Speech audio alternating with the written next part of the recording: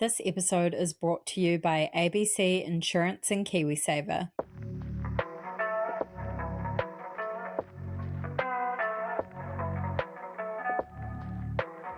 Welcome back to the Kiwi Wedding Podcast. My name is Lydia. I'm an Auckland wedding photographer at Lydia Rachel Photography and your host. Today I'm joined by Paige and we are diving into her incredible Auckland wedding at the McCallum Residence. From almost eloping in Italy to planning a full-scale wedding in just a few months, this one is such a good listen. Paige worked with the incredible planning team at With Love Weddings and Events, run by Lisa, who we love. We chat all about making big decisions quickly, what actually matters when you're planning your day, and why guest experience doesn't need to be overcomplicated. Paige is also so open about budgets, priorities, and what it really felt like looking back on it all.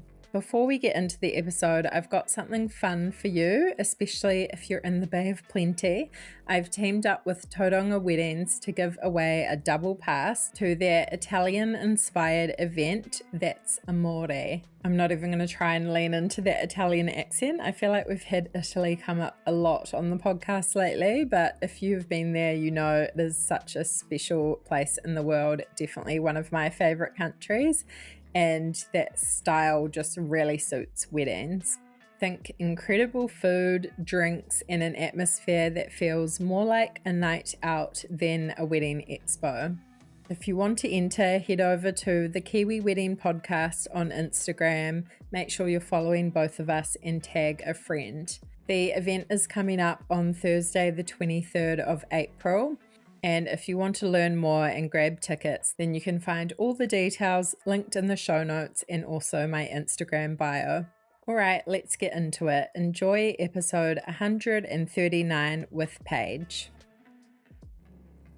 Hi, Paige. Thank you so much for coming on the podcast today. Excited to chat all about your wedding. Me too. It's good to recap, actually, because it kind of has come and it's gone. And when I think about it now, it doesn't even feel like it really happened to us. Like, it was just so amazing that we were talking about it recently, my husband and I, and we were like, did that even really happen to us? Was that our real wedding? But it was. So yeah, it's nice to talk about. So to start with, we'll kind of go back to the story of how you two met and a bit about you and your lives together. We met through friends and actually didn't really talk to one another very much. It was sort of like parties and lots of people involved, and we didn't really have a lot to do with one another in the beginning. And then it wasn't until I was out at the big gay out, actually, years ago, with a friend of mine and her boyfriend, and we were talking. He came up in conversation, and Chris did, my husband, and they said, oh my gosh, you're supposed to be with Chris. And I was like, I don't even know Chris. I said, I don't even think I've had a conversation with Chris. What are you talking about? And they were just like, no, we're going to set this up. You're going to hang out with Chris.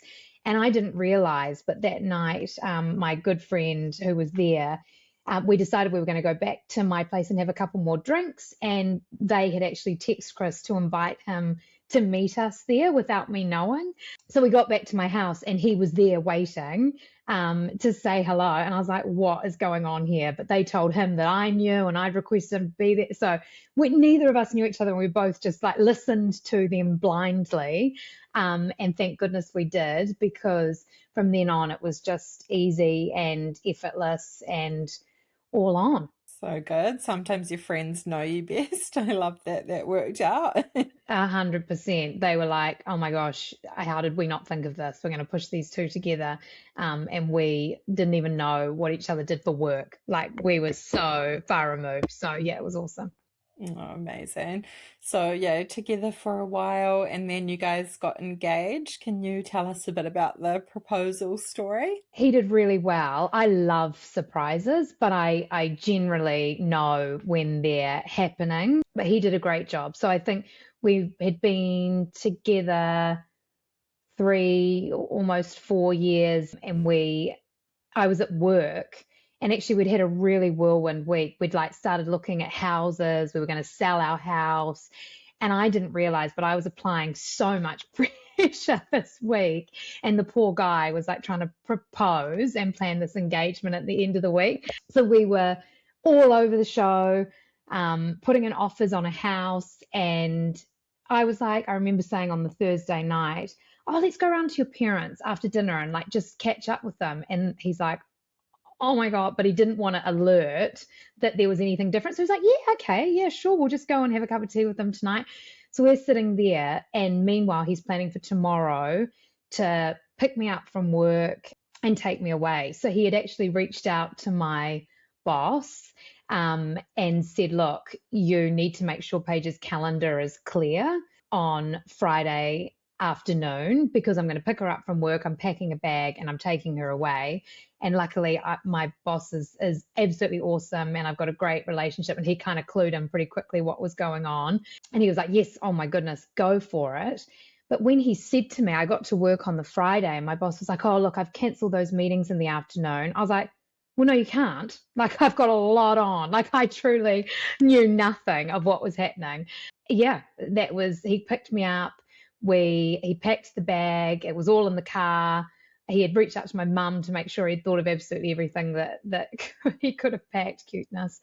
And off we went. And we actually went to Kauau Island and they put us on the little boat and we stayed at Parohi, which is like a beautiful wellness retreat. And it was just so up my alley and beautiful food and all of this sort of stuff. And we got there and the managers of the place all played into it and they were like, oh, great. So is it just a weekend away? And I thought, oh, okay, funny. It can't be an engagement because he would have had to have told them. So they don't know. So it can't be. And I kind of thought, oh, okay, that's devastating. But, he does nice things all the time. So that makes sense. And that's all good.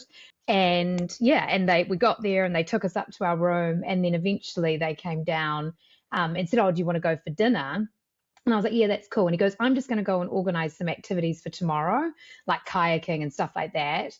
So they came and got me separately to bring me down for dinner, but actually he was waiting and standing like in the forest with flowers and bubbles and all of that sort of stuff and proposed there and proposed early in the weekend. And then we actually got to celebrate for the rest of the weekend, which was so nice because we could just bask in it. And it was just the two of us in this incredible environment.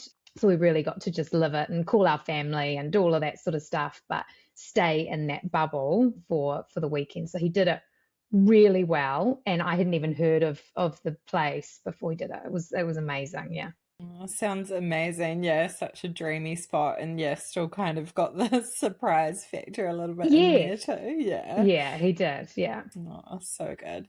Had you been one of those girls that dreamed about your wedding? Did you have like a vision in mind? Where did you sort of start with planning, looking at venues, all of that? Yeah, it's funny.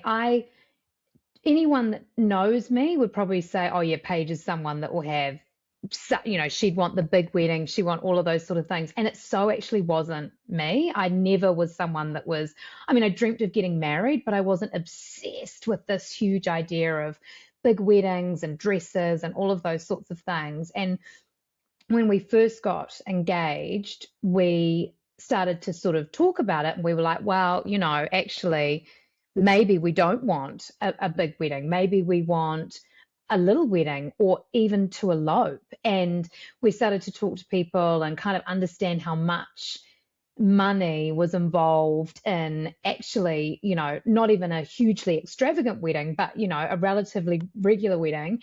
And we were like, this is crazy.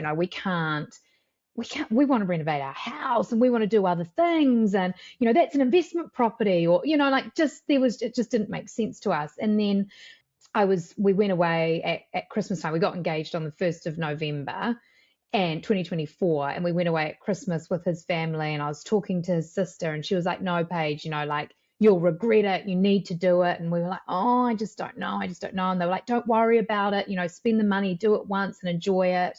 And we came back, we're like, no, we're going to elope. We're going to go to Italy. We're going to go and not elope in the secretive sense. We were going to tell people and, go over there and get married rather than elope, just the two of us. And actually, we sort of got quite far down the track with that. So I was talking to Italian elopement planners and all sorts of things. And then we had my best friend and his partner over for dinner one night, and we were sitting there and I was telling them, and I said, look, we honestly just think we're going to elope. And my best friend went, okay, cool. I guess that's what we're all doing then. So I will come and we'll do this. So what kind of dates are you thinking? I'll put in leave at work. And I felt like, oh my God, how can I do this to everyone? Because they all like listen to our best friends just kind of saying, yeah, we'll be there. No problem. If you're going to elope, we're going to come and it's no issue. And I got into bed that night and I cried. I said to Chris, I said, I think what we're doing is really unfair because we're depriving people of celebrating our love with us. And I spoke to Chris's sister, my sister-in-law again, and I said, it's sad that no one will get to celebrate our love. And she was like, that's why you can't do it. And I was like, okay, maybe you're right. So I woke up the next day, and this was when it all was really odd because I reached out to Lisa from With Love Weddings and Events, and I found her and I sent her an email on Sunday morning, like 8:30 in the morning, drinking my coffee, thinking, oh my gosh, what am I going to do? Because I still really want to, if I'm going to plan a wedding, I still want it to be this year. And this was like June or July now at this stage, 2025. We got engaged in November, and we were really hoping for like a November wedding. Like it was getting a little bit hectic at this point. And so I sent her an email and said, look, this is kind of what we're thinking, and this is the background as to why, we were going to elope, now we're not, blah, blah, blah. And I went and actually got my nails done that morning, and weirdly enough, two things happened, and I felt like it was just such a sign.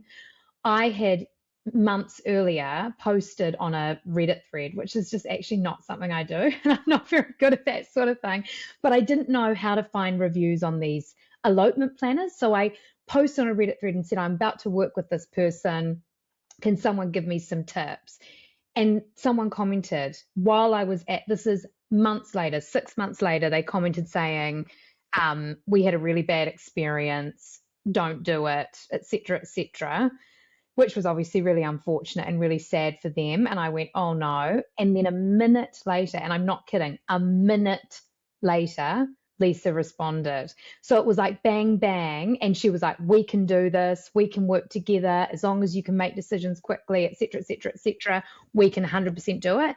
And I was like, oh my goodness, it's a sign. Like, we've just got to get married, and we've got to do it with Lisa, and we've got to do it in New Zealand, and it's got to be a proper wedding, and that's it. And that was what we did. We started planning, and I met with Lisa on Monday, and this was the Sunday. So that was how quick it all moved, and thank goodness it did, because it was just absolutely the right call. And yeah, that's how it happened. Yeah. So And then it became big. And we accepted that it would become big at that point. We were like, actually, if we're going to do it, we're sort of all or nothing people. So if we're doing it properly. And that was probably what had deterred us in the beginning, because we knew we couldn't just half do it. We needed to be all in. But it was so effortless and so easy working with Lisa, and it couldn't have happened otherwise, I can assure you. Yeah, so good. As much as the like tight turnaround can be really stressful, I think so helpful when you're working with a wedding planner, and then also you just have to make quick decisions. You're not going to be going back and forth as much. You just have to get it done. Did you consider a few different venues or look at places as well? Did you kind of know what you wanted on that front? We knew the sort of vibe that we want, because we'd been looking at these beautiful venues in Italy. We wanted to stick in keeping with that sort of a vibe as much as we possibly could. We actually only looked at 2 venues, and it was the second venue. So we went over a weekend, and we went to the McCallum Residence on the Sunday. And I had sort of spoken to Lisa about what we were thinking, and she said, look, you've got to go and have a look. It's just one of the most stunning venues in Auckland. And the bit that really attracted us to it is that you could stay there the whole weekend and give, the people closest to us, our bridal party and our families, that experience as well. And that was what was so nice. Like, we loved that we could be there from Friday to Sunday with them, And yes, it felt expensive and things felt expensive, but for us, we actually went, well, if we're staying here and we're doing this properly, to do this in an environment like that where we can have a full weekend experience rather than an 8-hour day, that felt worth it to us. So we went to McCallum and we got in the car afterwards, and Chris turned to me and he went, "That's our venue, isn't it?" And I went, "Yeah." And he went, "Frick." but that's okay, like, I think that's the right thing, and we just knew instinctively that that was the place to go. And of course we didn't have time to muck around, and they were available, funnily enough, exactly where we wanted to on the 1st of November, so a year to date from when we got engaged, and that felt really special as well. So that was it. Yeah, so good. It's, yeah, one of my favorite Auckland venues. Yeah. So stunning. Yeah, beautiful. You've mentioned a few things in there, but were there any other, like, your top priorities, the most important elements of the day for you? Yeah, so I think definitely having that full experience, that felt worth doing. We had, I always feel torn with this because, of course, you want everyone to have a really, really, really good time. And I wanted to do things to make people feel, special, on really special. And, so we did things like bring in an illustrator to illustrate the guests, Esther Shin. She was just absolutely incredible. And she illustrated all of our guests for us throughout the night, and things that were going to be special keepsakes to take home.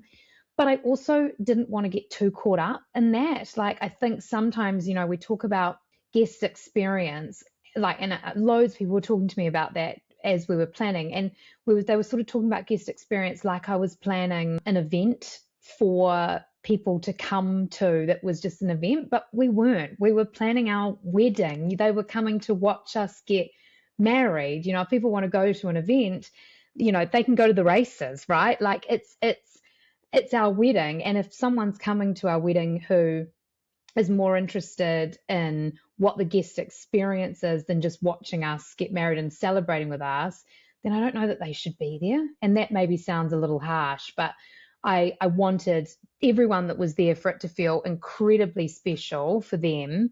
But I also didn't want to go, okay, well, it's got to be all about the guest experience. It needs to be about all of us in it together, guests, us, everything.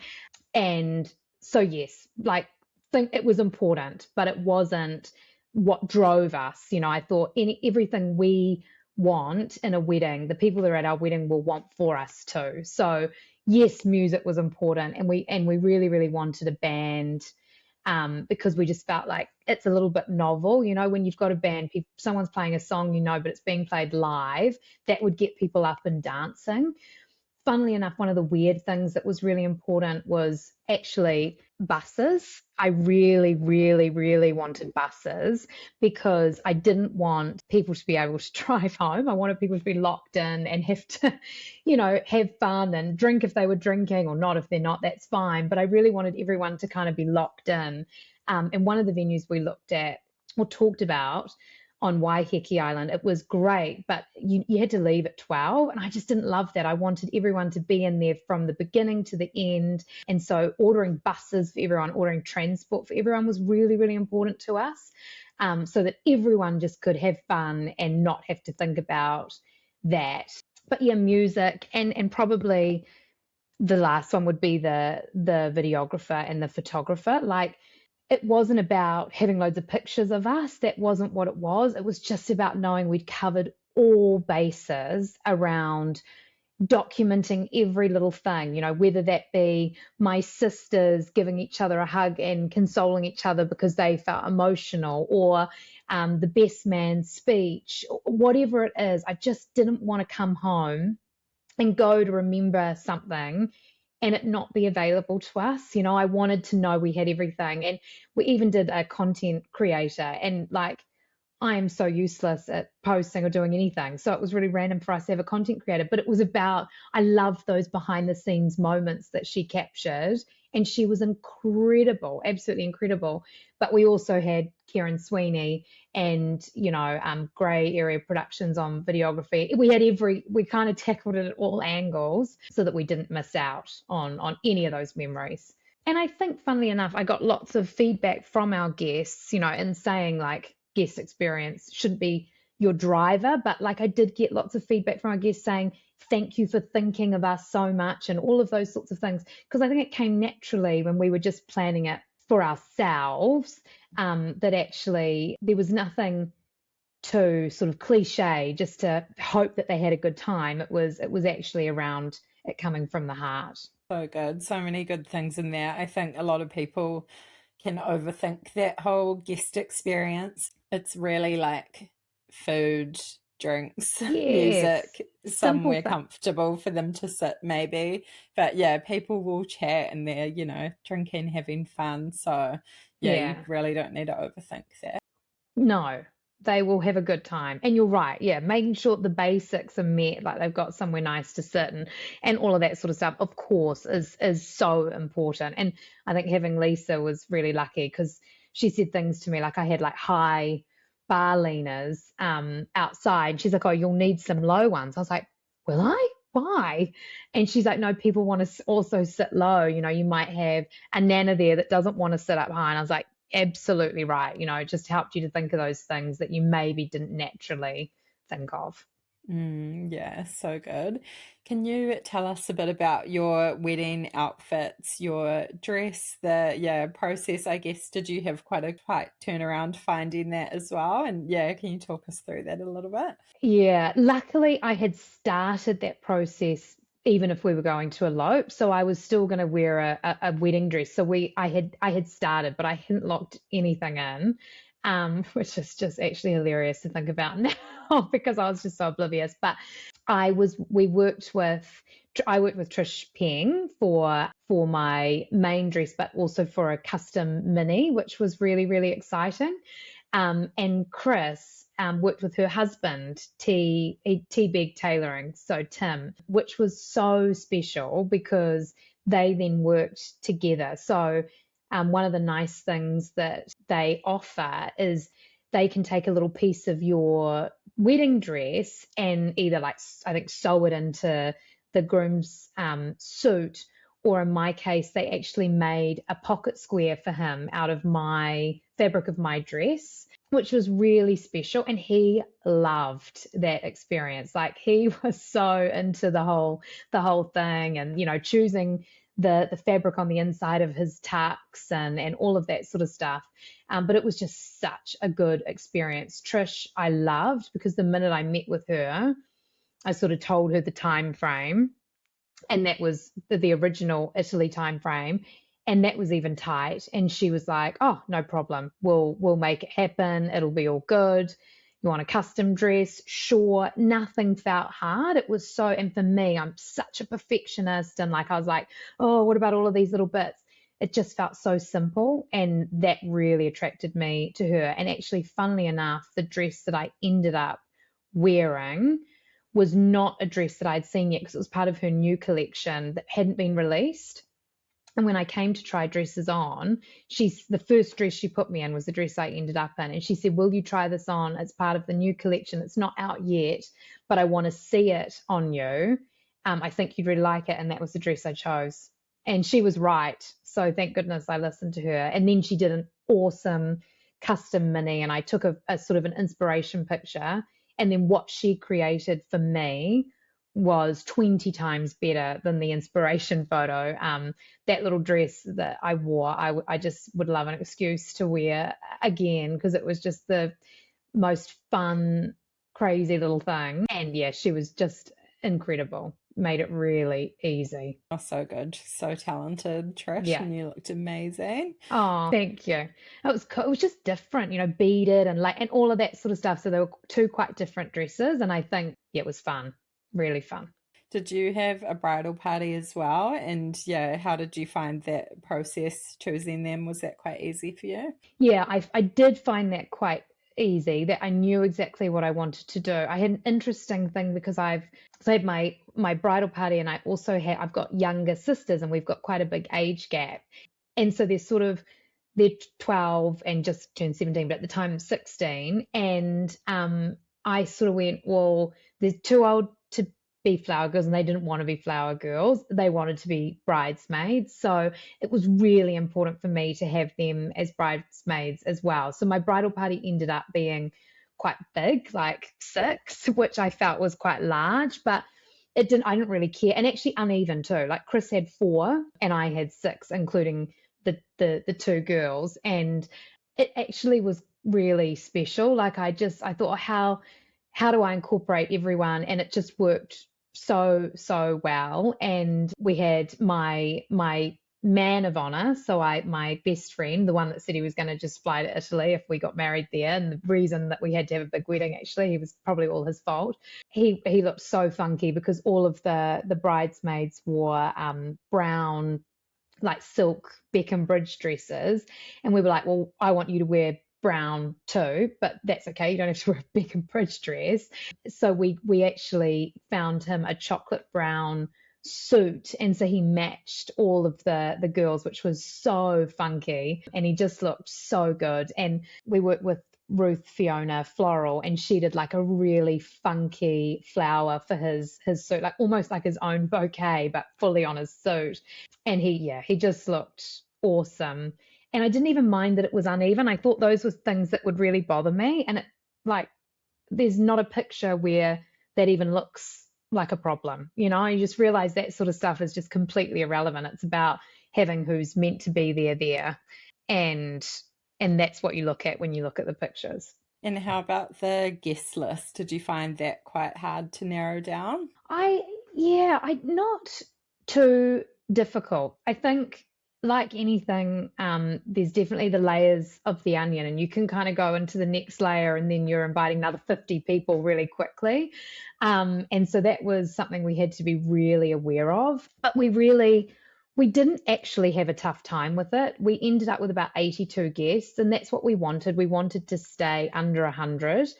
I think you can easily keep going, but we kept it really close. We wanted close friends, close family, and really that was what it was about for us. We talked a little bit about, you can kind of go out, extended family, all that sort of stuff. And then I went, well, actually, like, there are people that maybe we don't see very often in our families, uncles and aunties and things like that you don't see lots of, but they don't care about you any less. And so we were like, no, they have to come. We want everyone there. We want everyone to experience it together with us. And we were lucky enough, I guess that wouldn't be easy for everyone because they may have huge families. So you invite every single auntie and uncle and you've got another 45 people. But for us, that was okay. And we were able to do that and have all the important people there. And Chris made a lovely speech on the day. And actually one of the things he said was, people always say it's really difficult with guest lists, but it actually wasn't for us because we just thought about who do we love and who's really important to us, and you're all here. And maybe when we were younger, that would have been more difficult. But I think when we got married, you sort of really solidified in your life around who's really important. But I think, I would have struggled with that in my 20s. I really would have, because I would have wanted to invite every single person I've ever met and worked with and hung out with and all of those sorts of things. So I'm a people pleaser. And maybe the work bit, that was the only tricky thing for me. I've got a great relationship with a lot of people I work with, but I've also got like a big team of people that I work with. So I found that quite hard. That's probably the one piece is I went, if I invite one person from my team, I've got to invite 15. And actually that's too much when you include partners. So that was the only thing I found hard. And I think Chris found hard too. We just sort of had to draw the line with work, although they're people that we spend a lot of time with. And that was tricky. But otherwise, straightforward, yeah. So interesting to hear that process, but it sounds like you landed on a nice number. Nice, neat number, yeah.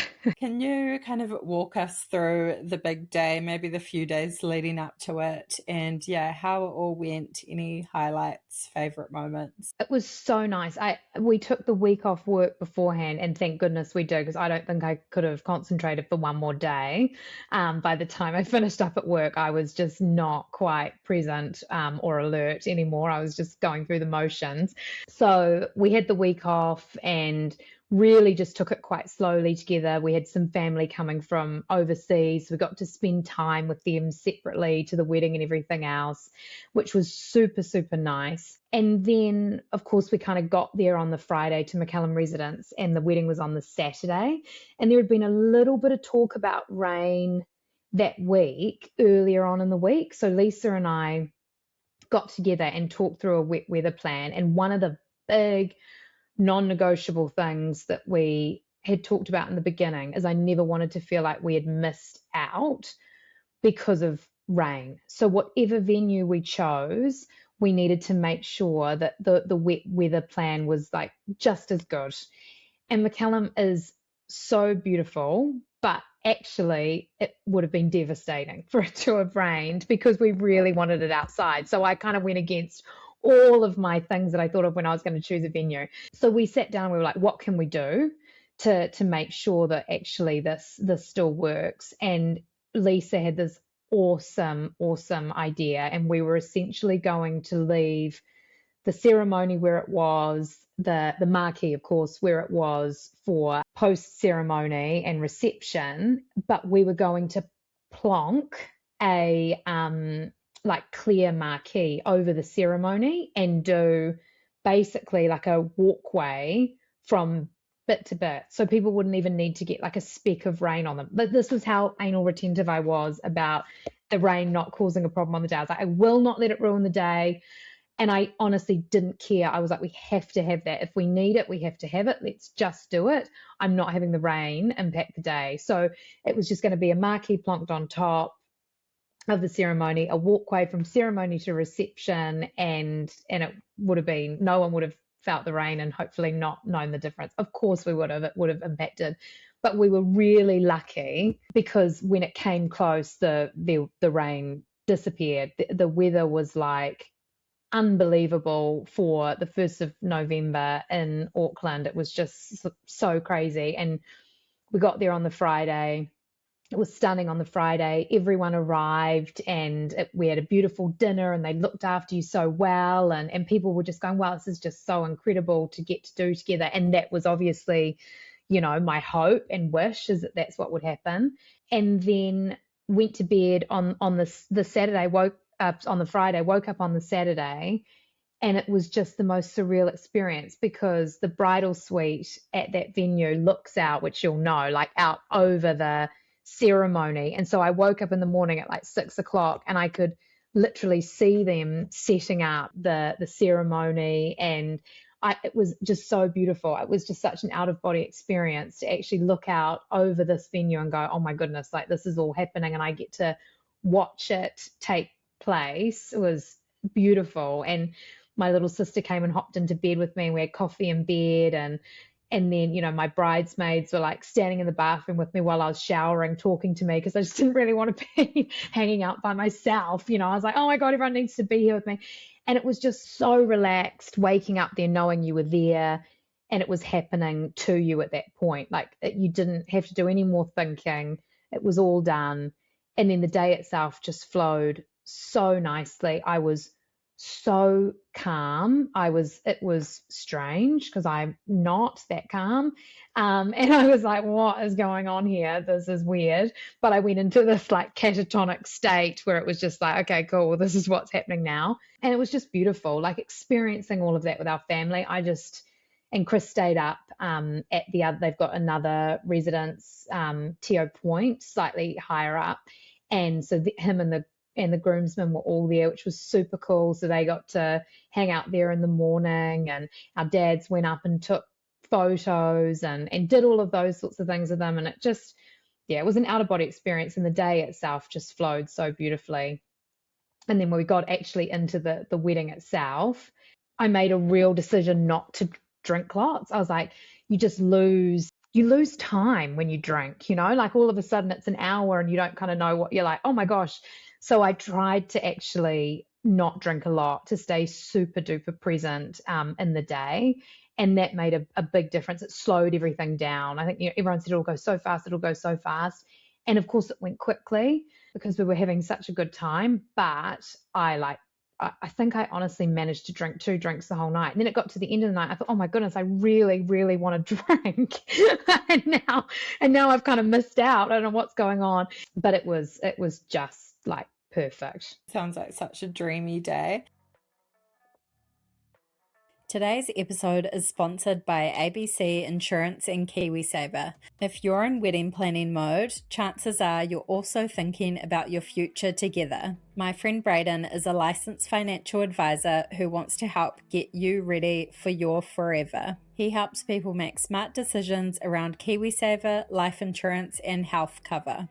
His goal is to help couples make informed decisions as they plan for their happily forever after. Jump online to book a meeting with him for a no pressure, no cost chat, and make sure you say the Kiwi Wedding Podcast sent you. Check him out at ABC Insurance and KiwiSaver, linked in the show notes. Thank you so much to ABC Insurance and KiwiSaver for supporting this episode of the Kiwi Wedding Podcast.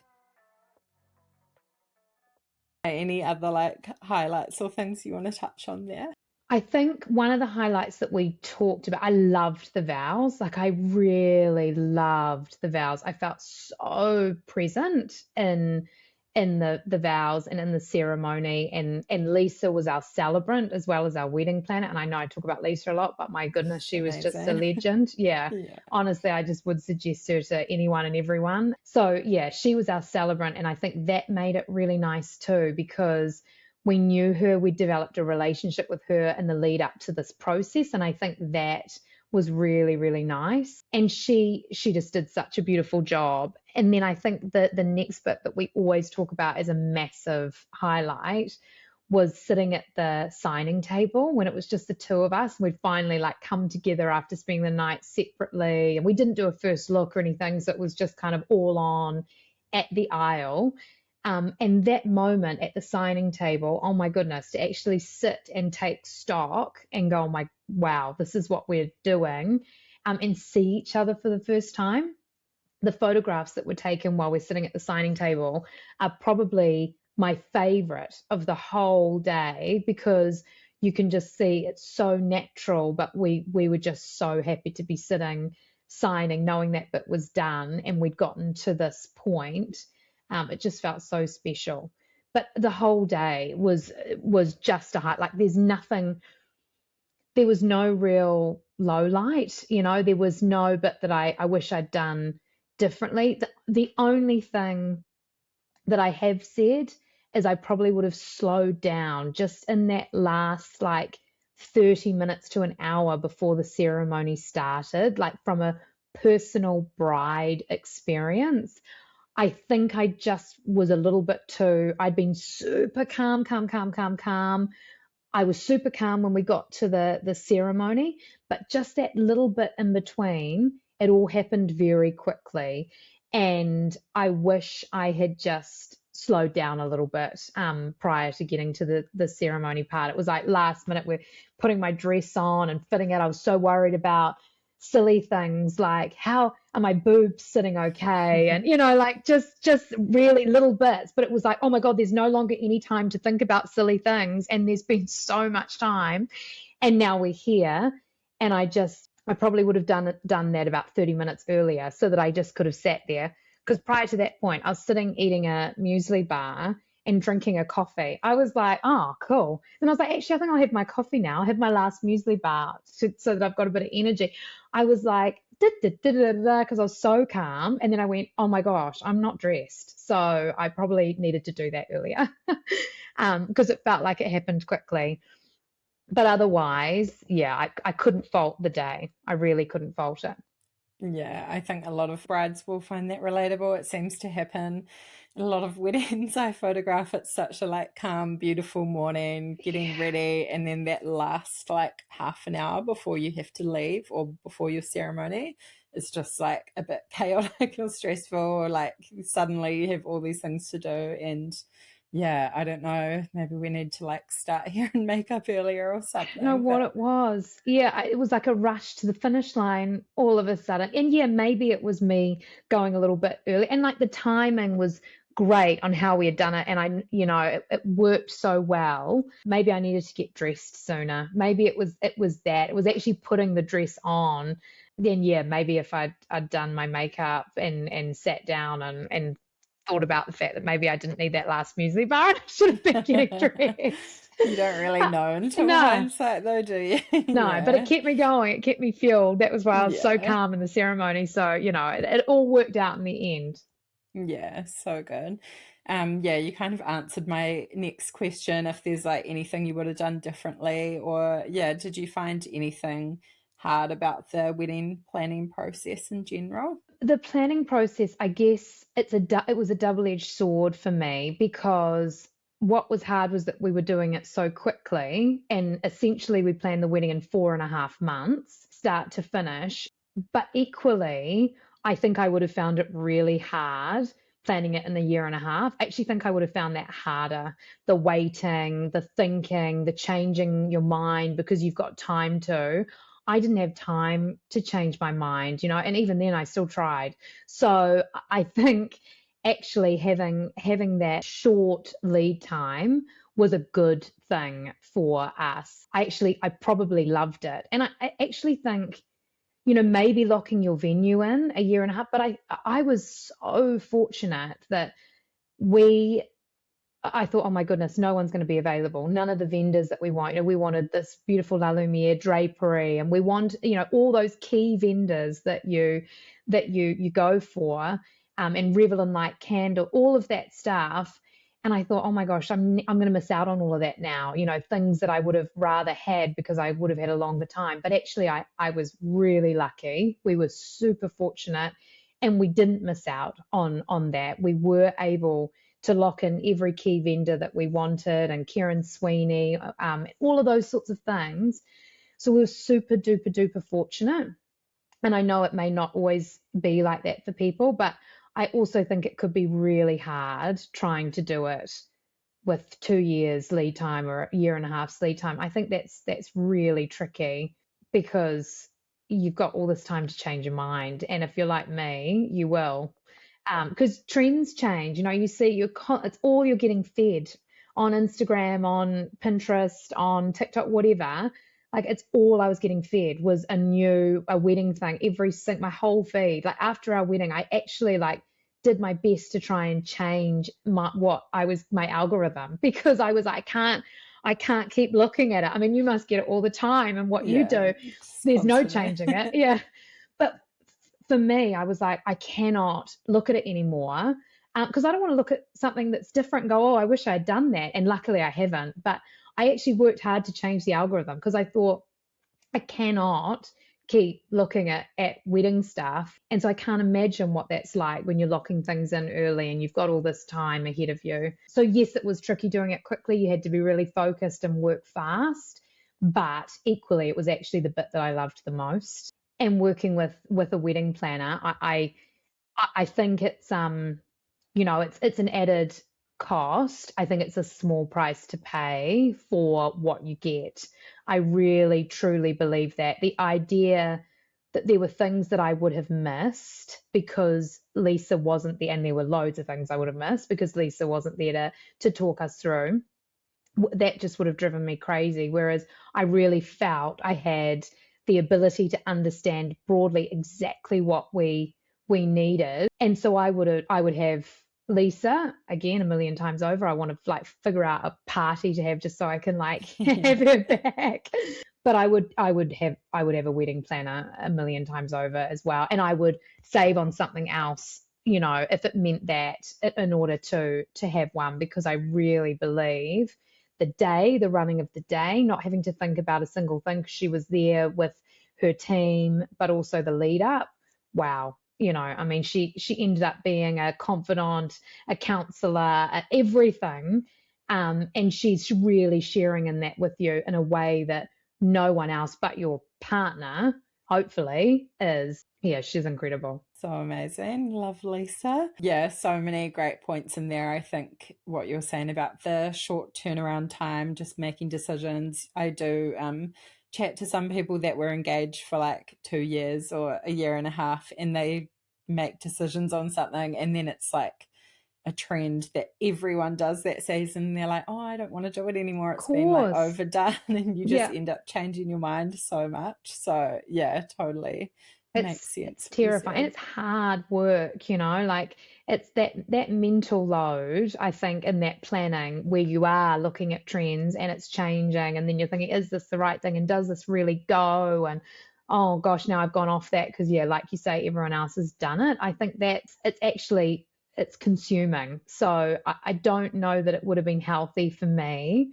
to have had a really long planning time, because that would have just, yeah, made me crazy. I work quickly, so it suited Yeah, me down to the fair ground. enough. Yeah. Yeah, so good. Did you guys have a set wedding budget, if you're happy to talk about what that was? Or yeah, how did you find that whole side of things? Well, like I said, when we first started talking about it, when I met with Lisa on that Monday morning after my frantic email on the Sunday where I was changing all my mind about everything we were doing, I kind of said to Lisa, look, these are some venues we liked. And at that point, I don't think we'd fully investigated McCallum. We knew about it, but not much. And so we were talking loosely about that. And I think we were talking about our budget. And at that point, there were numbers like 80,000 going around. And we were like, surely that's a lot of money. Like, how can that not get us these things? And so we were chatting about that. And then I also said, oh, McCallum is just so incredible. And Lisa said, look, a venue like that, you can do it, but you can't really do all the things you want to do for $80,000 at a venue like that, because you're bringing everything in.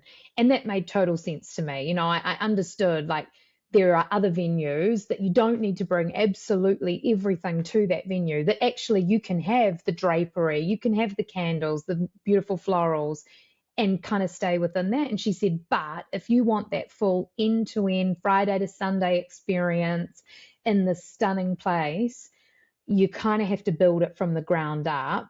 And we realized really quickly it was going to take more than that if we wanted to pursue that venue. And so we went and looked at it and thought, let's just scope it out and see if that feels worth it to us. And of course, like I said, we got in the car and Chris went, frickin' heck, I think he said a different word, but he was like, I think that's our venue, isn't it? And I went, frickin' heck, yeah, it is. And so we kind of went, okay, well, that means a much bigger budget. And is that something we're willing to do? And when we laid out what $80,000 could get us for that day experience, and nothing wrong with that, because that's what some people absolutely want. They don't want to spend the whole weekend with their family. That doesn't do it for them. But for us, we really wanted to give our family this incredible experience. Like, we talk about guest experience. That was what it was about for me, like this incredible end-to-end experience. And in order to do that, we knew we needed to spend more money.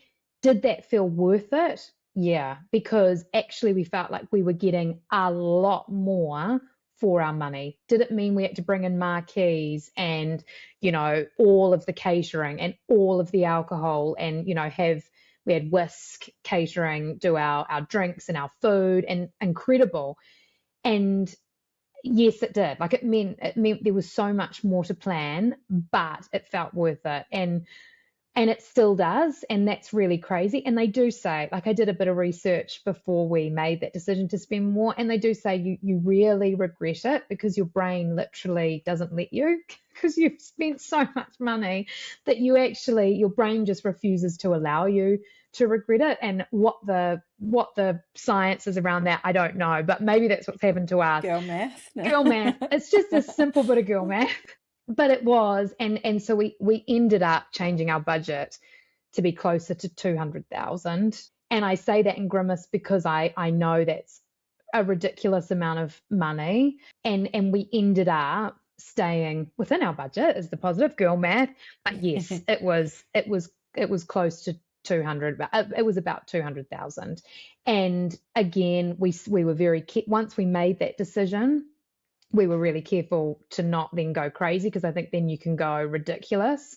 And we didn't do anything to be, stupid. Like, it was every decision we made was a decision because we loved it, not to be showy, or not that there's anything wrong with that, but it was really around, okay, we love that drapery and we want lots of it because that makes us feel good, or we do want the 5-piece band because music is super important to us and we know our guests will absolutely have fun and we want our people to have fun. And so I think it's an interesting exercise in the different types of weddings you can have, because I think we could have had Totally. something quite similar if we had chosen a different style of venue and all of those sorts of things. But in the end, the McCallum Residence for us made absolute sense.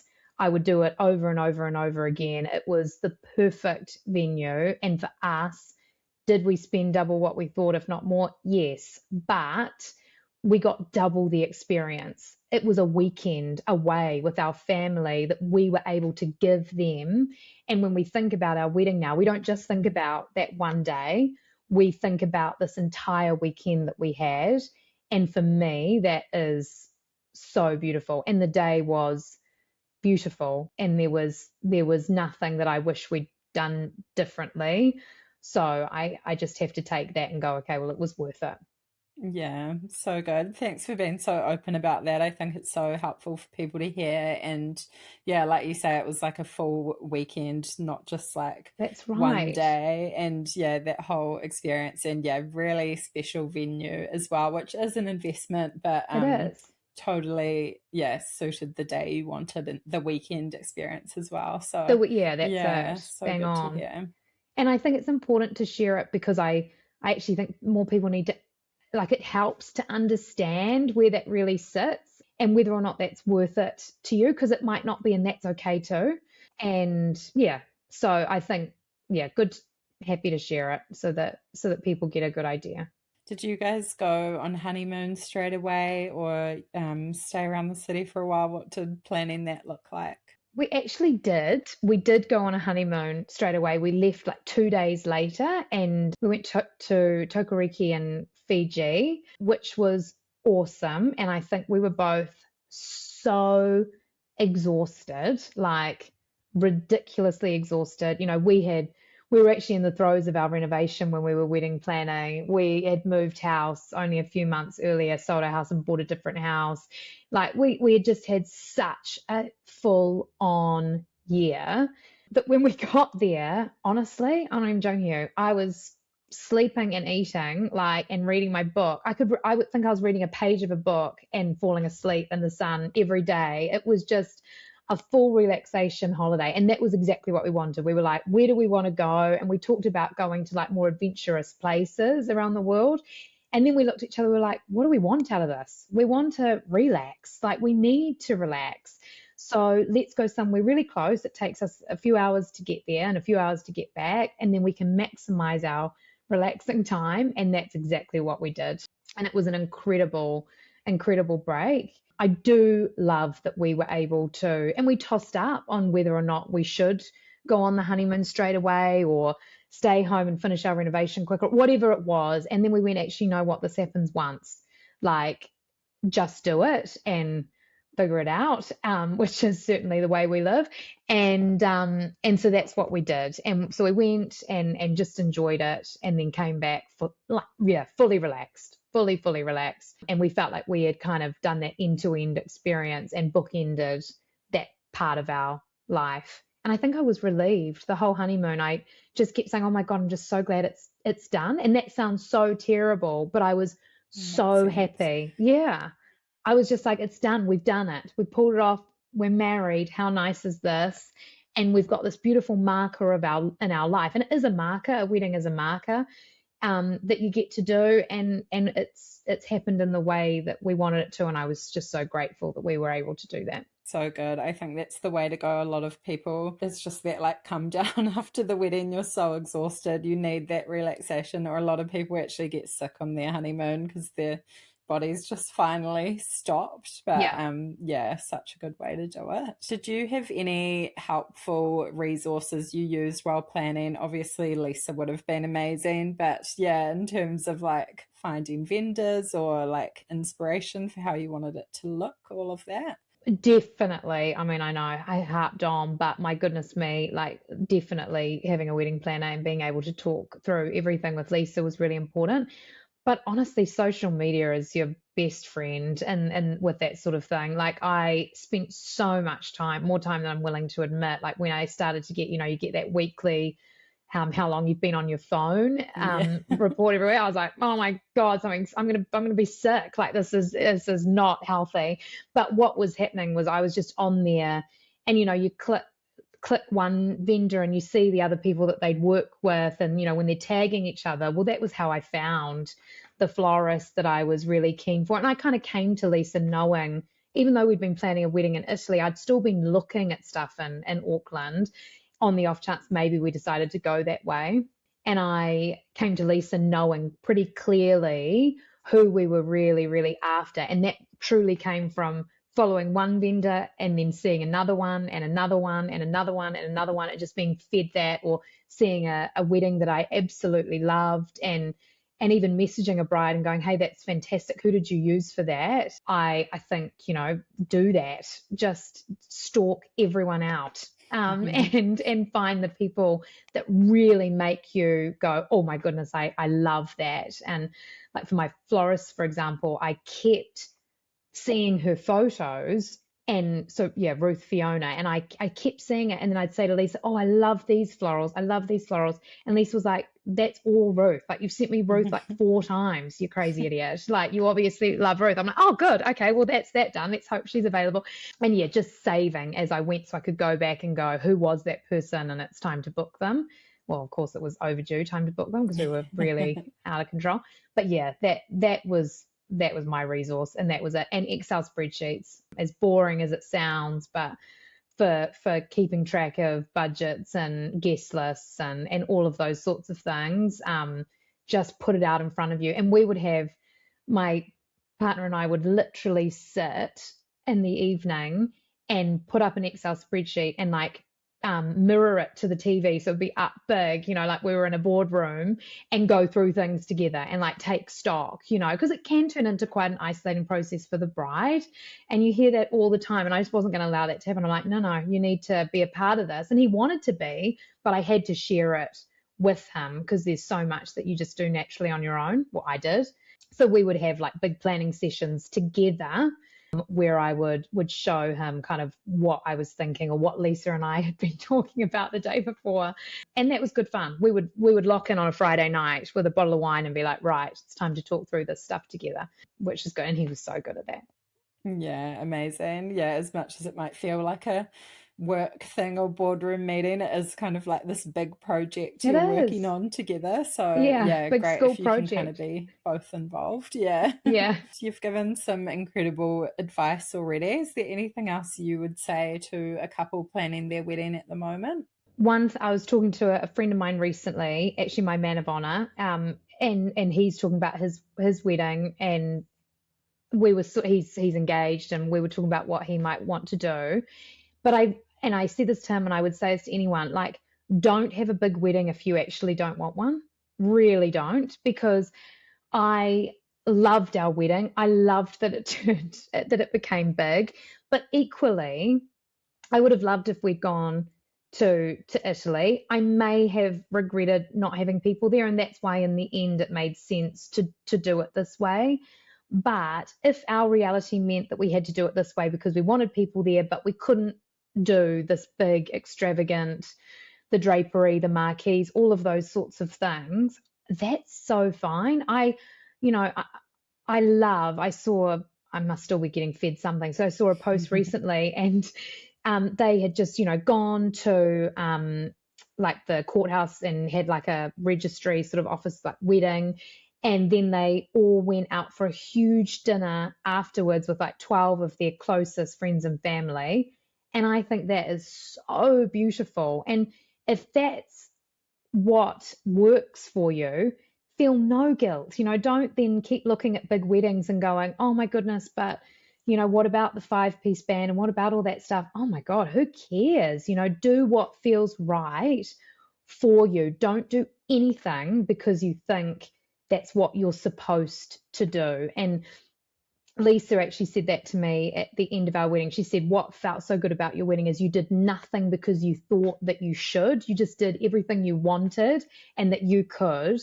And so that worked for us. And so if what you want is this little intimate event, then do that, because that is rocking. Like, I just think that is so groovy when people do that too. And don't feel like, oh my goodness, I have to do more than that because that's what I see on social media. You really don't. And you can make that stunning and so special in its own right. So yeah, my advice is do what feels right for you. And it sounds cliche, but I think it's really easy to get caught up in what you think you should do, not what you want to do. And some people don't want the big day with the limelight and all of that sort of stuff. Chris and I are out there and we are super social. And for us, it did feel weird to then maybe go on elope because it didn't actually feel right for us maybe in the end. But had it felt right, we would have done it, and so I think it's about doing what feels right for you as a couple, and deciding on that together, and then having no regrets, just enjoying it for what it is. So good. Love that. Absolutely. You've kind of touched on this a little bit already, but do you feel like you got any of the post-wedding blues? And what is married life like now? Yeah, I think it's so funny because it's the same, isn't it? Like it's the same, but it is better knowing you've got that unity, and so for us it did feel really exciting, to know that we'd done that, and we were husband and wife.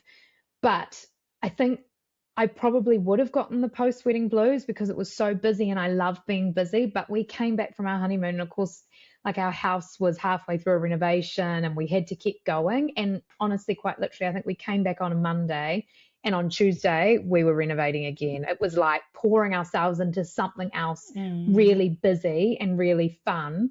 That was really important because I probably would have gotten the post-wedding blues had I not done that, because it was go, go, go. So now we've just been fully focused on our renovation and doing those sorts of things.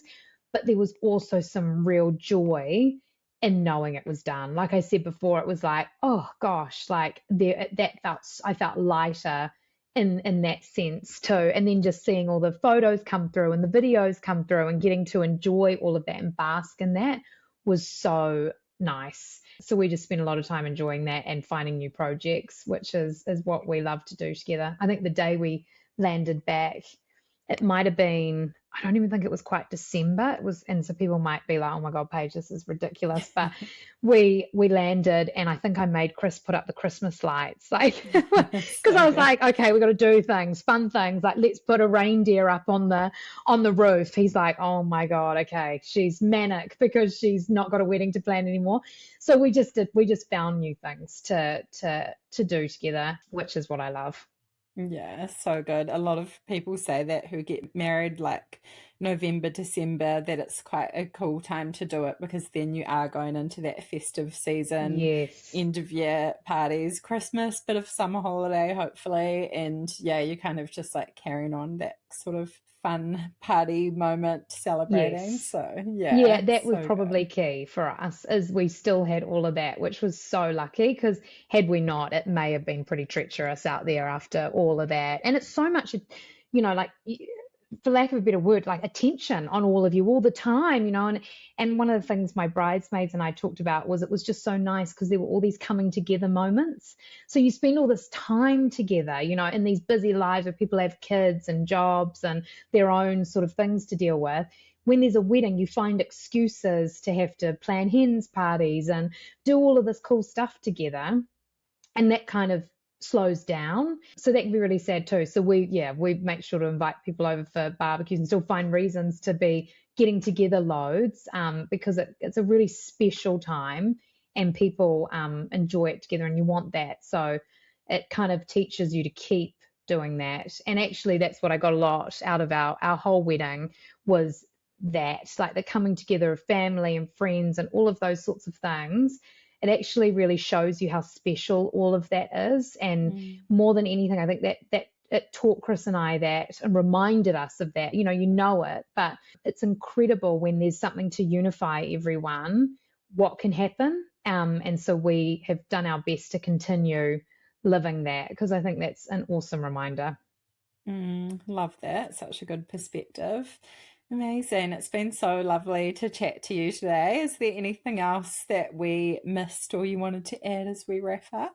No, I think we've covered everything. My God, sorry, I'm very long-winded, a big No, talker. I I just love kept it. going and It's going. good. Great for a I'll podcast. just Yeah. never stop.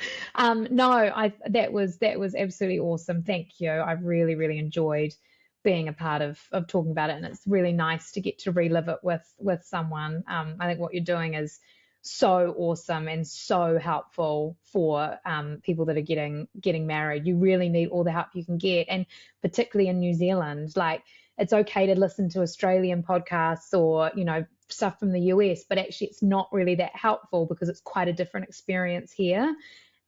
So it's awesome to know where you sit against what's going on in New Zealand, and I think what you're doing is super important. So thank you for having me. Thank you so much. I think people will get a lot out of this episode, so I can't wait to share it. Yay, thank you.